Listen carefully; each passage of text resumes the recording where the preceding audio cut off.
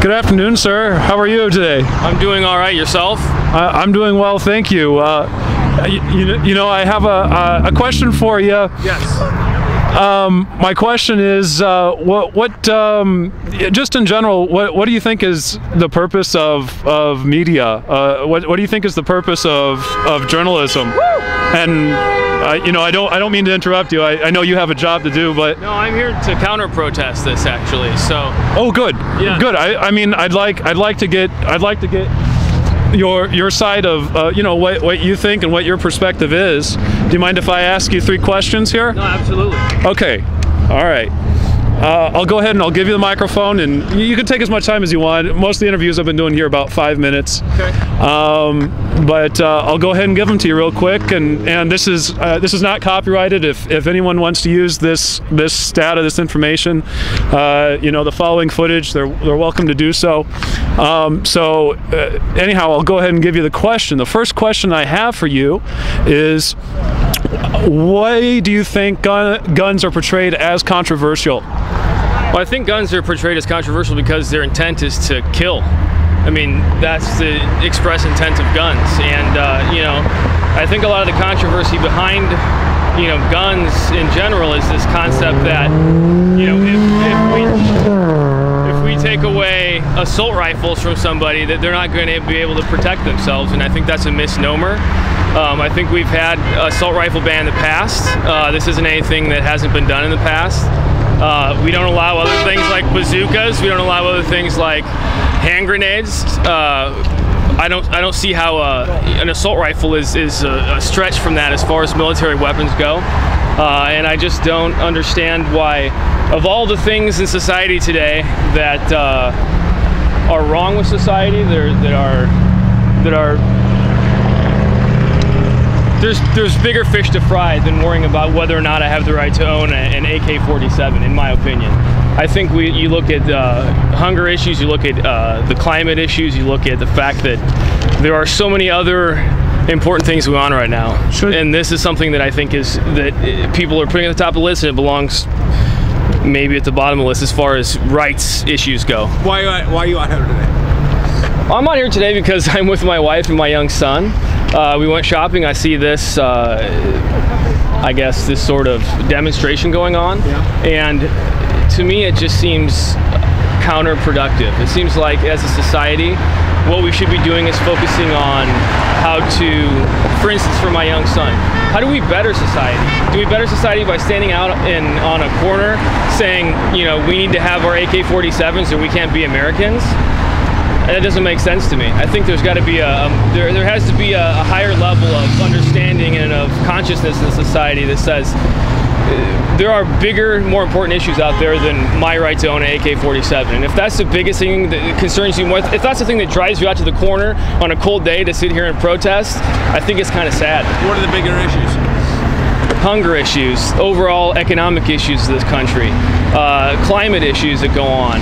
You know, I think those are 3 that, just off the top of my head, are 1,000 times more important than this. Can government keep us safe? What would you say to people that are victims of criminal gun activity? I would say that having a gun, it does not guarantee that you'll be safe. Does having a government guarantee you'll be safe? I think there has to be a balance between the two, honestly, and I think that that balance is that you can own handguns, you can register handguns. I think that having the ability to take proper training in order to get guns and not just be able to walk into a gun show and buy an AK-47 is something that I don't think that's unquestionable or irrational. And you know, I'm not one of those people who is so, you know, the end of the world is not coming. The government is not going to come and kill you tomorrow. I think that it's kind of a joke that people will sit here and believe those things. And I just think that in general, the government is not, they always want to make it the enemy between it's the government versus the people. And what's really the problem is these people who are so far to the right that just don't want to accept the fact that government, everything is evil with government. Get out of here! Everything's evil. Government can do no good. I don't think that's right. I think that's a sad state of our world to if that's how you perceive your government, is that it's so broken and so you know, irreparable that you need to own an AK-47 is the only way that you're, or an AR-15 is the only way that you can consider yourself, you know, a safe member of our society. What's it going to take for America to understand this whole policy? It's not my first rally. What's it going to take for America? What's going to take for Americans to understand? Just see me amongst all those Palestinians in front of the White House. Sorry, I'm trying to answer a question. It's all good. Okay. He's just back there. That's fine. No, I think that the debate has to continue. What I don't understand is how we had a assault rifles ban for so long, and why now having that ban lifted and then supposing that we're going to once again possibly put it back into place is such a hard thing for people to understand, and why it seems like such a bad idea. How did the assault weapons ban in '94 help to portray any crimes or help deter crimes in any fashion? Can you explain that to me? How, with an assault weapons ban in effect, did Columbine and all these other mass murders still happen? So to that same point, how do you think that an AK-47 or an AR-15 helps society by having that available to society? Because what weapons were used to kill how do you mass murder people? You don't mass murder people with a shotgun.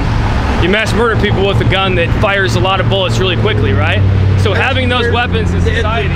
The weapons is nothing but a means of an end. Timothy McVeigh killed more people than any other mass murderer in this country, and he did not use any firearms. Anybody with intent to do evil will do evil regardless of the weapon that they have at hand. So why make it easier for them? Why give them the tools that make it easier for them? And why not make certain stipulations saying, hey, if you want to own an AK-47, you need to go through a background check that says, hey, you know, We already do. So at a gun show, you have to go get a background check. Yeah. That's buying a weapon from a And that takes how long? Everybody who sells weapons at a gun show, they're all federally licensed firearms dealers. Just because and you're federally licensed doesn't mean that you always do your due diligence. Yes. Do you expect? Actually, they do, or they lose. Do you expect criminals to do due diligence? I don't think criminals are going to do due diligence, but I think as a society we need to hold ourselves apart from criminals. I think we need to hold ourselves above criminals, and I think that we need to let our police officers do the job of police officers and stop pretending like we're some sort of commandos. Police officers are only shootings. They were nowhere to be found, but there could have been an armed citizen to stop them. So the police cannot be there for you. Okay, so an armed citizen, fine, I understand that. We can already have armed citizens do that. So if someone has an AK-47 and they're in close combat with a bunch of students with somebody else who has an AK-47, is that going to give them any sort of advantage? Yes. Yeah. Without killing other innocent bystanders? Okay, there's a difference. One, he's shooting at a lot of people. You're shooting at one. It's a lot easier to hit one person because you can aim better. Yeah, which you can do with a we can do with a handgun, because handguns are expressly meant to be able to fire very specifically at something, as opposed to spraying bullets at something. You don't spray bullets with a semi-automatic weapon. It's That's it. fired. It's very accurate. I fire some automatic weapons all the time. Very accurate. You can't just keep pulling the trigger and keep spraying. You can pull as fast as you can, but it's only humanly possible you can pull it so fast. You can't just shoot and spray like that. That's not possible. So you can't modify the guns to do that. Certain guns you can, but that's completely illegal. Well, that is already illegal. That's already illegal. So people won't do it because it's illegal? Well, exactly. It's the counterproductive. It's the same argument that you guys are making. They're gonna get illegal weapons illegally because they don't give a shit in the first place. No matter what you do, they're gonna get their weapons. It does not matter what you do. They will find a way to find their weapon and get it so they can do what they want. I just, we'll have to agree to disagree on this one, guys. And There's nothing you can stop it. You can stop it. A criminal can get a weapon. I just think All I'll say to that that is I will still use my Second Amendment right to support your right to be wrong. Yeah. fair enough. No, How about what Tinch Koch says? Congress has no power whatsoever to make a law to strip people from their arms. okay, then That was why? 1788 when they made the Second Amendment. And in 1788 we had muskets, and in 1788 we didn't have grenades, and we didn't have rocket launchers, and we didn't have assault rifles. So how were Actually, they did have grenades. They were formidable, but they did have them. Let me do you know any civilians who have grenades and rocket launchers? And I mean, very few citizens even have fully automatic weapons. Do you think they should? Very few. That's not the Absolutely, question. that's their right. That's not the question. The Well, question is, do citizens run around with RPGs and SMOS and things of that nature? Let me answer that for you. No, they don't. They don't run around with them. Anybody who has that, they're not lying by existence, nor do they have the intent. That's good. They are offering evil intent. This is not Iraq. This is not Afghanistan. This is the United States of America. Guns. Pardon me? That's where you should be using those guns. Hey, I talked to Captain Shayla Fay from the Omaha Police Department. If you got a problem, you need to be over there. I don't have any problems. We're doing an interview right here. What's the problem?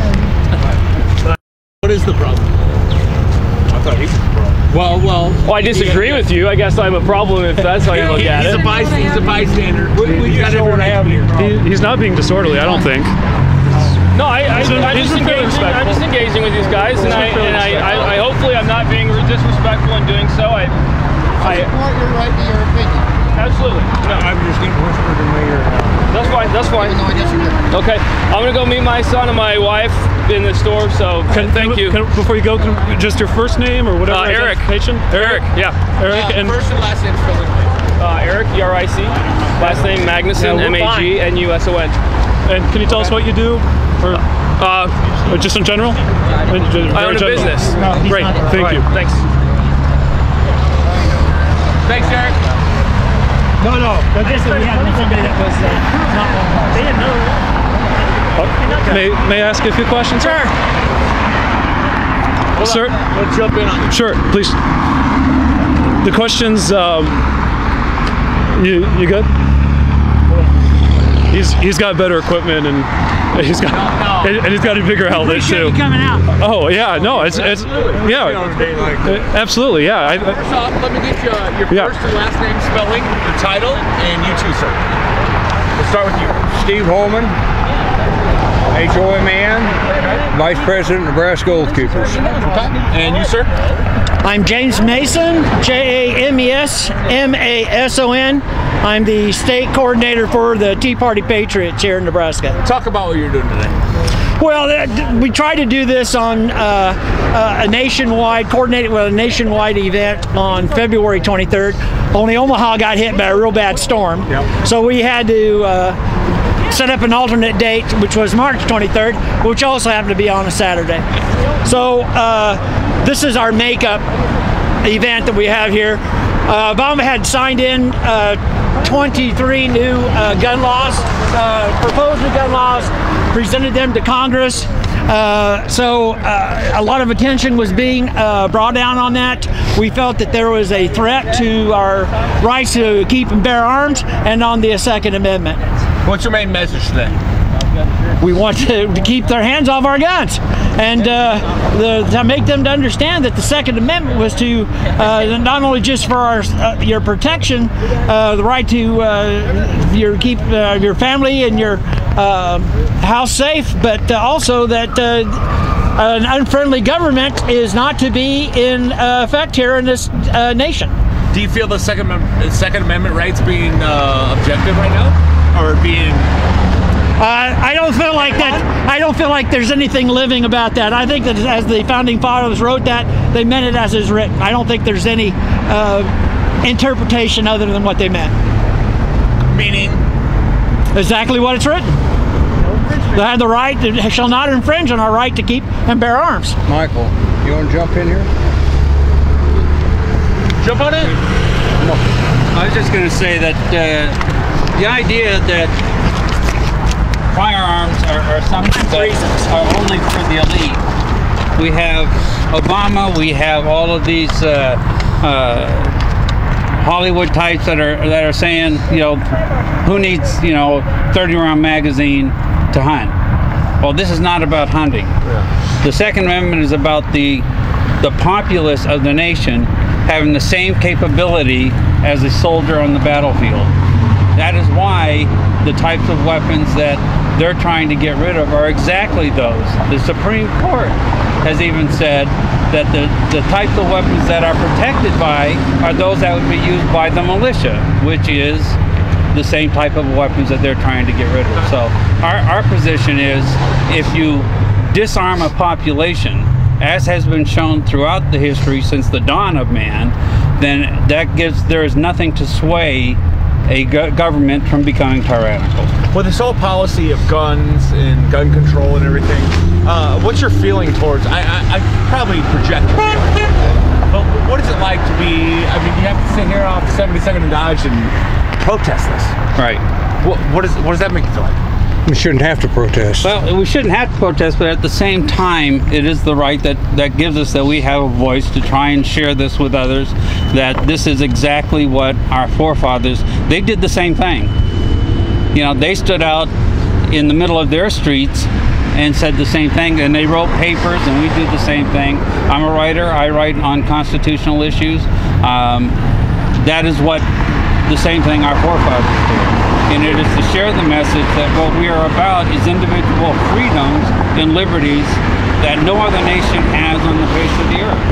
And if we lose it here, it's gone from the face of the earth. We want to preserve it. Do you think, besides just the Bill of Rights and constitutionally granted rights, do you think that men or people in general have natural rights to property and to bear? Right. It is a natural right. Those are natural rights. The Declaration of Independence, what split us off and made our country, started everything. It's strictly set up, said how our rights were granted, and that we have a right to do what we need to do. What do you think about that, Mike? Well, absolutely, and we've been told, if you read about it, natural rights deal with all rights that people have to live throughout their lives, to basically live out their lives as they would see fit, not as how the government or somebody else would. And I'm free to do whatever it is that I would want to do in pursuit of happiness for myself and my family. And it is not up to anybody else to dictate how I should be able to do that. And as long as I am not infringing upon somebody else's right to do that very same thing, then I should be free to go about doing what I want to do. Exactly. Great. I mean, it sounds reasonable. Steve, would you like a little interview or like some time to say something to people say? Our media audience? I've been down to legislating hearing committees, and what I hear is this thing brought up. What do we fear? Well, I could tell you what I fear. I fear an overreaching government that can't control our borders. We have tons of drugs. We have the gangs, everything else. What do I fear? I've got to fear these people overseas that want to come and do us harm. Every day we're getting more from our own government. What do we fear? And then they want to take away my right to self-protection. Doesn't make a lot of sense. May I ask, do you think there's any substance or any type of matter of property that can be prohibited successfully or effectively? For example, alcohol prohibition was tried and failed pretty well. When I drive in Omaha, I think we should have background checks and tests for a lot of the drivers in the city. Well, but I think the gentleman was making the case earlier that one of the reasons that those don't sometimes even those won't work. I mean, I asked him what he thinks of what he believes victims of criminal gun behavior or criminal gun activity, how he felt about that, and what he thinks should be done with people. What happens if the government can't even protect us from guns or can't prohibit guns? I mean, do you think we can find some other third-party way, or are there other private ways that maybe we can deal with the issue of guns? For example, marijuana is another outlawed matter or substance, and it seems to be failing pretty profoundly in this country. So do you think, again, I guess maybe I'm going back to the natural rights argument, that maybe we just have a natural right that maybe even the government or even private individuals otherwise can't affect? I believe we do on our natural rights. Well, if they want to look at a problem and on our gun problems, why don't they look at the background of all these shooters? They're on drugs. They start kids with Ritalin and work their way up in different drugs. All of them had a pharmaceutical list. Can government do that only exclusively, or could will they do it? Should they do it? Should other private agencies or third-party agencies be able to do that? The government should be limited in what they control. A lot of this is choice. They're trying to take our choice away from making mistakes. Well, part of life, you make mistakes, you learn from them. And I don't understand why we think we need to have all these additional laws. All the laws that anybody can do has already been adjudicated. We're passing laws on inanimate objects that in and of themselves cannot do anything, whether you're talking drugs, whether you're talking guns or anything else. What we need to do is legislate and enforce behavior. It's the behavior that we don't, as a society, we're saying you can't do these things. You can't steal, you can't kill, you can't do all these things. Those laws are already there. Enforce them. So, but we've already proven through drugs, the drug laws, other gun laws, and other laws against inanimate objects, that does not work. We tried it with prohibition. That did not work. You cannot, the behavior of the individuals, even if a person is, and this is the big thing with drinking and driving, people have been drinking and driving since there was cars.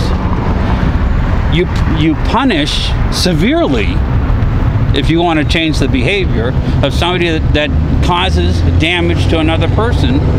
You charge him for his behavior, not for what he might do in the future. You have to wait till after the crime is committed to punish somebody. You cannot punish them before they choose something, just because they might do something. Should we persecute everyone that drinks alcohol? Tried once. One drunk driver goes out here and kills someone. Should we persecute everybody that drinks? And not to mention, just because one person does it, well, how's that supposed to affect me that I will never do it? Just because someone else goes shoots at it, that's going to affect my rights? I don't think so. That affects them. We have to punish that person, and whatever that punishment may be, we have to decide. But they punish the individual, not the entire society. What do you guys think is next for gun legislation, for gun advocacy? What do you think? Do you see advocacy or legislation? My next step is lunch. What I see right now, I think you're going to see more push in the county, city levels. Mayor Suttle's talking about he's going to get rid of the ARs. He'll ban them himself.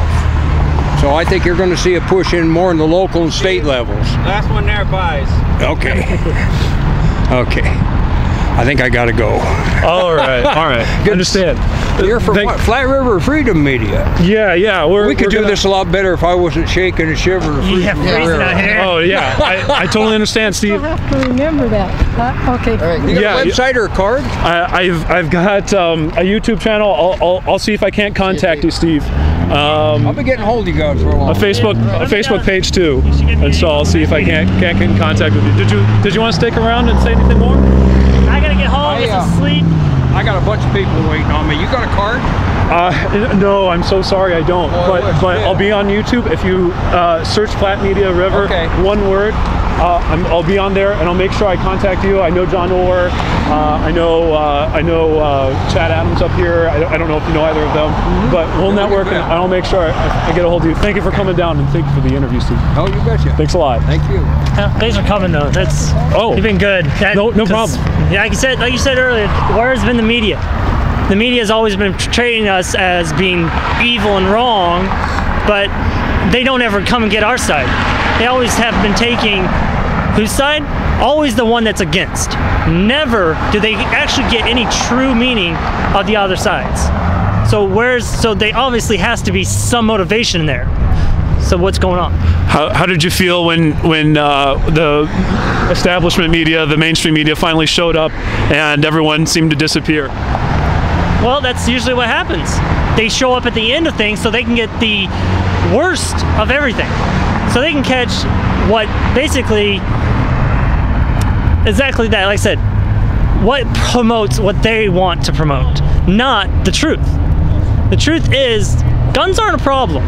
It's the people that are a problem. Punish the individual, leave the rest of us that have not done anything wrong alone. Because one, have I gone out and committed a crime that would warrant my rights to be taken from me? No. But they're being taken from me all the same. So. Great. How's the sound? Going in, getting warm? I really wish it was. If it was only a couple days earlier when it was 50 out, it'd be nice. But oh well. I'm gonna get some sleep because I just came from work. Great. Thank you so much for being out here. I really appreciate it. Thank you for coming in here. Thanks. Hey, my pleasure.